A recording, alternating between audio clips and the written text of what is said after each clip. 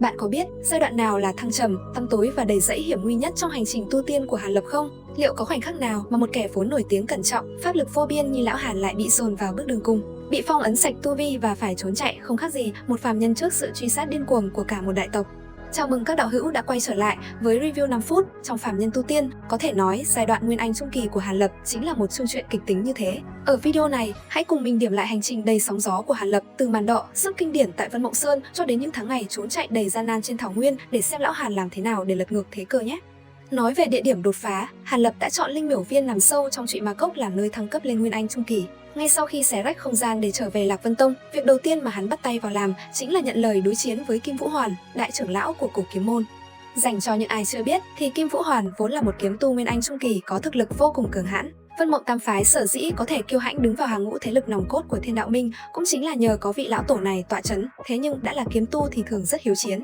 Ngay khi vừa xuất quan, lão đã nghe phong thanh khắp nơi trong Vân Mộng Tam Phái toàn là những lời tâng bốc ca ngợi Hàn Lập. Họ thậm chí còn đồn rằng bản lĩnh của Hàn Lập đã được các thần sư Mộ Lan đích thân thừa nhận. Nghe đến đây, Kim Vũ Hoàn làm sao chịu phục cho nổi. Chính vì thế, ngay khi Hàn Lập vừa đặt chân về lại Lạc Vân Tông, lão đã lập tức tìm đến và buông lời khiêu khích cực kỳ ngạo nghễ: "Nhóc con ngon thì bước qua đây."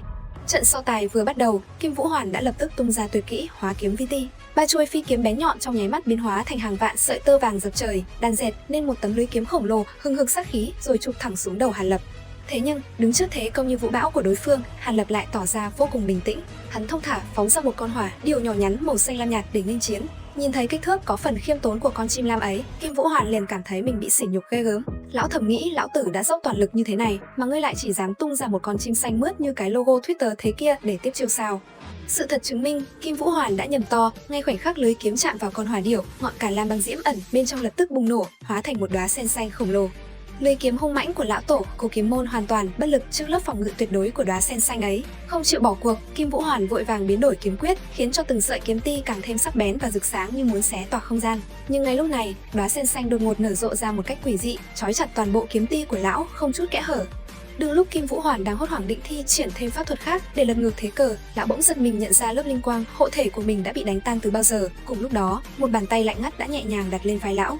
Đến nước này thì Kim Vũ Hoàn dù có cứng đầu đến mấy cũng chỉ đành cúi đầu nhận thua. Thật vậy, sự kết hợp thần sầu giữa cả lam băng diễm và lôi độn thuật chính là combo nhất kích tất sát thương hiệu của lão Hàn. Kẻ nào chưa từng nếm trải thì căn bản là không có cơ hội để kịp phản ứng.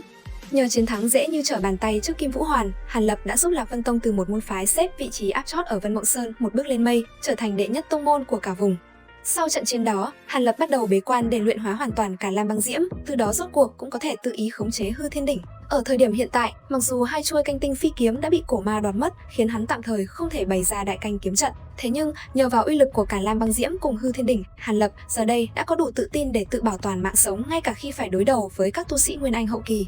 Cảm thấy thực lực đã tạm đủ, hắn quyết định lên đường tới Đại Tấn với mục đích tìm cách hóa giải luồng sát khí tích tụ trên người bấy lâu nay. Tuy nhiên, người tính không bằng trời tính, chuyến đi Đại Tấn này lại vô tình đẩy hắn xuống vực sâu tăm tối nhất của cuộc đời.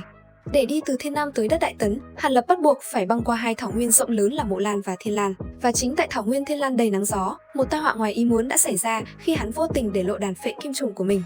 Nhọ một nỗi, phệ kim trùng lại là thánh trùng tối cao của người đột ngột. Để cướp bằng được phương pháp nuôi dưỡng loài linh trùng này, giới cao thủ đột ngột đã lập tức phát động một cuộc vây quét điên cuồng nhắm vào Hàn Lập. Dù thực lực của lão Hàn có mạnh mẽ đến đâu thì trước chiến thuật xa luân chiến, lấy số đông đè người của cả một đại tộc, hắn cũng dần rơi vào thế hạ phong. Mặc dù tại trận chiến đó, hắn đã xuất sắc tiễn đưa 3 vị tu sĩ Nguyên Anh của đột ngột về chầu ông bà, nhưng đổi lại, bản thân hắn cũng bị thương vô cùng nghiêm trọng. Đáng sợ hơn cả là lúc này, luồng sát khí khổng lồ tích tụ từ những năm tháng điên cuồng sát quái ở Loạn Tinh Hải cũng thừa cơ bùng phát dữ dội bên trong cơ thể hắn. Rất may cho Hàn Lập là vào thời khắc sinh tử ấy, hắn đã được đại diễn thần quân truyền thụ cho ngũ quỷ tỏa thần đại pháp, nhờ thế mới tạm thời phong tỏa được luồng sát khí hung bạo kia. Tuy nhiên, cái giá phải trả là cực kỳ đắt, bởi vì cùng bị phong ấn với sát khí còn có toàn bộ tu vi của hắn. Trước khi giải quyết được triệt để vấn đề sát khí, lượng pháp lực mà Hàn Lập có thể điều động chỉ còn lại như muối bỏ bể. Tất nhiên, hắn vẫn có thể dùng bí pháp để cưỡng ép giải khai phong ấn trong chốc lát, nhưng cứ mỗi lần làm vậy, sát khí lại nhân cơ hội xâm nhập sâu hơn vào cơ thể hắn một phần.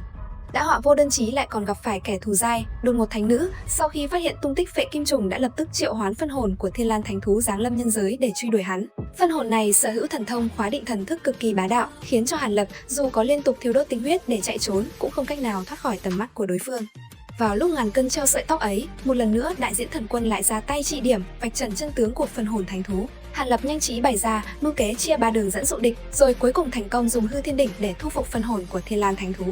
Sau khi đắc thủ, Hàn Lập không dám nán lại, dù chỉ một giây, hắn lập tức thi triển huyết ảnh độn, kết hợp huyết giả tử thuật tự đóng băng bản thân thành một khối băng kiên cố, từ đó mới tạm thời cắt đuôi được toàn bộ truy binh phía sau. Trận chiến này đã khiến trạng thái cơ thể của Hàn Lập rơi vào thảm cảnh chưa từng có, dưới sự hành hạ tàn nhẫn của cả sát khí lẫn việc, mất đi một lượng lớn tinh huyết, tu vi của hắn bị tụt dốc thê thảm xuống tận mức luyện khí kỳ. Đáng buồn hơn, đệ nhị Nguyên Anh do phải gánh nhiệm vụ phân tán sự chú ý của kẻ địch cũng bị trọng thương rồi thất lạc, ngay cả linh thú trợ thủ đắc lực là Ngân Nguyệt cũng lâm vào hôn mê sâu. Đây chắc chắn là những ngày tháng tăm tối và bất lực nhất của Hàn Lập kể từ khi kết anh thành công.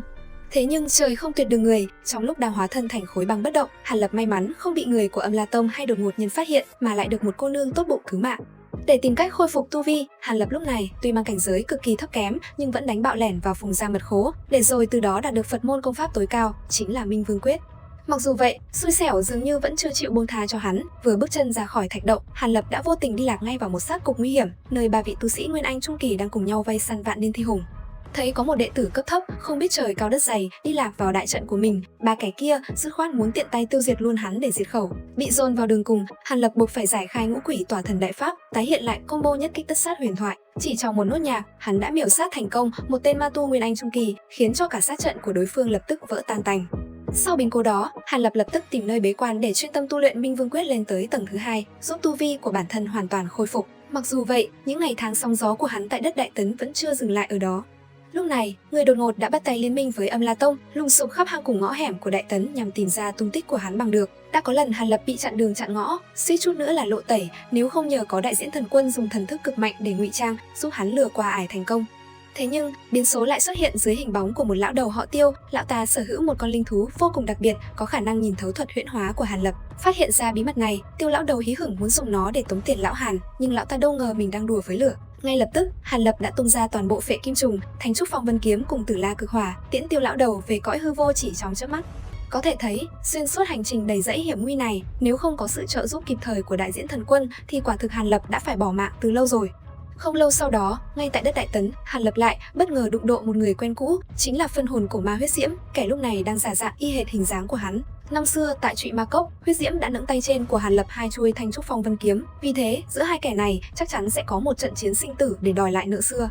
Tuy nhiên, do lúc này Hàn Lập vẫn chưa chuẩn bị được bảo vật nào có uy lực đủ lớn để khắc chế cổ ma, nên hắn quyết định tạm thời né tránh, thi triển huyết ảnh độn để rời đi. Và cũng chính từ thời khắc này, thời kỳ tăm tối của Hàn Lập chính thức khép lại, mở ra một chương mới thăng tiến không ngừng trong cuộc đời hắn. Có thể thấy nửa đầu hành trình Nguyên Anh trung kỳ của Hàn Lập là một chuỗi những biến cố dồn dập, đẩy hắn vào cảnh thập tử nhất sinh, nhưng đồng thời cũng rèn giũa ý chí và mang lại những cơ duyên nghịch thiên như Minh Vương Quyết. Vượt qua được giai đoạn tăm tối nhất này, lão Hàn đã sẵn sàng cho một màn trở lại đầy lợi hại. Liệu hắn sẽ chuẩn bị những gì để tiến vào các đại phó bản Côn Ngô Sơn và Tiểu Cực Cung? Đừng quên nhấn like và đăng ký kênh YouTube Review 5 phút Pro để cùng đón chờ câu trả lời ở video tiếp theo nhé. Xin chào và hẹn gặp lại các đạo hữu.